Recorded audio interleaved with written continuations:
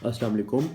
आज मैंने तुम लोगों के साथ डिस्कस करना है कि डेप्रिसिएशन क्या होता है और डेप्रिसिएशन को प्रैक्टिकल लेवल पर डिस्कस करना है। देखो यार, डेप्रिसिएशन समझने के लिए हमें समझना पड़ेगा कि एसेट क्या होता है। देखो, बिज़नेस के अंदर कोई भी ऐसी चीज़ जो तुम लोगों के पास मलकियत में है और कितने अरसे से ज़्यादा है, 12 महीने से ज़्यादा है। जैसे फॉर एग्ज़ाम्पल तुम लोगों के पास बिज़नेस के अंदर फर्नीचर होता है, तुम लोगों के पास बिज़नेस की लैंड है, फॉर एग्ज़ाम्पल बिज़नेस की अपनी कोई बिल्डिंग है, फॉर एग्ज़ाम्पल बिज़नेस की कोई प्लांट एंड मशीनरी है। बिज़नेस के पास कोई भी ऐसी चीज़ जो उसे साल से ज़्यादा उसकी कंट्रोल में, और एक और बात जो उसको फ़ायदा दे रही है। अगर फॉर एग्जांपल बिज़नेस की अपनी लैंड है लेकिन वो उसे फ़ायदा नहीं दे रही, यानी कि वैसी लैंड पड़ी हुई है लेकिन फ़ायदा नहीं दे रही, वो बिज़नेस का एसेट नहीं है। वो बिज़नेस का एसेट नहीं है।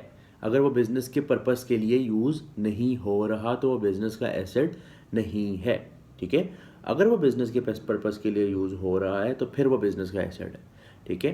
तो कोई भी ऐसी चीज़ जो तुम लोगों के पास 12 महीने से ज़्यादा तुम्हारी मलकियत में है, कंट्रोल में है और तुम्हें फ़ायदा पहुंचा रही है 12 महीने से ज़्यादा, 1 साल से बेसिकली ज़्यादा, ठीक है, वो तुम लोगों का एसेट है।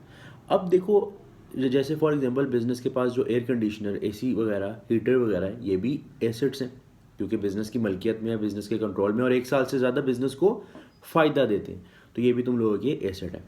अब अगर नॉर्मल बात की जाए, नॉर्मल बंदों की, एक लेमैन की बात की जाए जिसको अकाउंटिंग का नहीं पता फॉर एग्जांपल, तो वो उसके लिए एसेट क्या है। अगर वो फॉर एग्जांपल एसी लेके आता है, एक हेयर ड्रेसर है, ठीक है, एक हेयर ड्रेसर है जो अपनी दुकान पे एसी लेके आता है 50,000 रुपये का। अब जब वो उसे पूछोगे ना कि तुमने एसी की जो कॉस्ट है 50,000, उसको कहाँ लिखा, वो कहेगा ये तो मेरा खर्चा हुआ है, एक्सपेंस हुआ है। वो उसको एसेट ही कंसीडर करेगा। कभी किसी से सुना है कि किसी हेयर ड्रेसर से या किसी जनरल स्टोर वाले से कि उसने अगर कोई बड़ा खर्चा किया है, कोई ऐसी चीज़ की है जो उसको 12 महीने से ज़्यादा फ़ायदा पहुंचाएगी, उसने उसको एसेट कंसीडर किया हो? नहीं सुना होगा। सब लोग कहते हैं कि हमने खर्चा किया, सब लोग कहते हैं हमने एक्सपेंस किया, और वो क्या करते हैं कि अपने जो सेल्स होती हैं उसमें से वो एक्सपेंस माइनस करके उस लिहाज से प्रॉफिट निकाल लेते हैं। वो 50,000 का 50,000 उसी महीने के एक्सपेंस में डालेगा और माइनस करके प्रॉफिट या लॉस निकाल लेगा। लेकिन अगर हम अकाउंटिंग की लाइन में आएँ तो जो एसेट होता है जो आपको 12 महीने से ज़्यादा फ़ायदा पहुंचाता है, उनके लिए हमारा जो अकाउंटिंग बोर्ड है, accounting standard IAS board, international accounting standard board है आईएएसबी, वो क्या कहता है, वो कहता है कि आपने इस चीज़ को जो तुम्हें 12 महीने से ज़्यादा फ़ायदा पहुंचा रही है एसेट कंसीडर करना है। कंसीडर कर लिया, लेकिन देखो, हम उससे फ़ायदा तो हासिल कर रहे हैं, हम उससे फ़ायदा हासिल कर रहे हैं। तो वो क्या कहता है, वो कहता है देखो हर साल तुम इस एसेट से कितना फ़ायदा हासिल कर रहे हो। अगर एसी है 50,000 रुपये के, अगर फॉर एग्जांपल तुम्हें लगता है कि एसी जो है वो 20 साल यूज़ हो सकता है, एसी 20 साल यूज़ हो सकता है, तो 50,000 को डिवाइड करो 20 पर। 50,000 जब 20 पर डिवाइड करोगे तो तुम लोगों के पास क्या आ जाएगा, 2,500 रुपीज़ पर ईयर। ठीक है। 1 साल में तुम्हें कितने का फ़ायदा हो रहा है, 2500 का। एसी तुम लाए थे कितने का, 50,000 का, लेकिन जब वो 20 साल चलेगा, हर साल 1 साल जब गुजर जाएगा तो उसने तुम्हें कितना फ़ायदा दे दिया, 50,000 में से 2500 का। तो ये जो फ़ायदा तुम लोग हर साल ले ही जा रहे हो, ले ही जा रहे हो फ़ायदा एक एसेट से, इसको बिजनेस कहता है, बोलते हैं डेप्रिसिएशन। तो डेप्रिसिएशन क्या होता है कि एसेट जो तुम्हें हर साल फ़ायदा पहुंचा रहा है, जो तुम उसे फ़ायदा हासिल कर रहे हो किसी भी एसेट से, हर साल जितने रुपए का फ़ायदा हासिल कर रहे हो, वो तुम लोगों के क्या है, डेप्रिसिएशन, और वो तुम लोगों का एक्सपेंस बनेगा। क्योंकि बिजनेस कहते हैं तुमने इस साल एसी तो लाए तुम लोग, लेकिन सारा का सारा एसी इसी साल यूज़ कर लिए नहीं। कितने सालों में एसी यूज़ करना है, 20 सालों में। तो फ़ायदा कितने अरसे उठाना है, 20 साल। 20 साल फ़ायदा उठाना है, तो खर्चा सारा क्यों आज बुक कर रहे हो, उस चीज़ को क्यों आज बुक कर रहे हो जिसका फ़ायदा 20 साल उठाना है, तो उसकी सारी कॉस्ट आज क्यों माइनस कर रहे हो। ले मैन के लिए सवाल है। तो अकाउंटिंग कहता है ऐसा नहीं है, जिस साल जितना फ़ायदा उठाओगे उतना ही खर्चा माइनस करोगे। हमने कहा अच्छा 50,000 डिवाइडेड बाई 20, 1 साल में 2500 का खर्चा है, वो हमने आके एक्सपेंस बना दिया उस साल का जिस साल में हमने उसको यूज़ किया। फिर अगले साल दोबारा 2500 माइनस करेंगे। जब 20वां साल आ जाएगा तो खुद ब खुद हर साल जब 2500 माइनस हो रहा होगा, एट द एंड जाकर 50,000 का 50,000 ख़त्म हो जाएगा, और एसी का हम एसी क्योंकि 20 साल बाद तो रहेगा नहीं, ख़त्म हो जाएगा, तो वो वहाँ से बुक्स में से निकल जाएगा। अब यहाँ पे एक सवाल आता है, वो ये सवाल जिसके लिए मैंने ये वीडियो बनाई है। अगर फॉर एग्जांपल एक एसेट है, अगर फॉर एग्जांपल एक मशीनरी है जो कि प्रोडक्शन के अंदर यूज़ हो रही है, वो भी एसेट है क्योंकि 12 महीने से ज़्यादा आपको फ़ायदा पहुंचाएगी। अब वो तुम लोग लाए फॉर एग्जांपल 1 मिलियन की मशीनरी तुम लोगों के पास पड़ी हुई है तुम्हारे प्रोडक्शन प्लांट लगा हुआ है प्रोडक्शन डिपार्टमेंट के अंदर, ठीक है।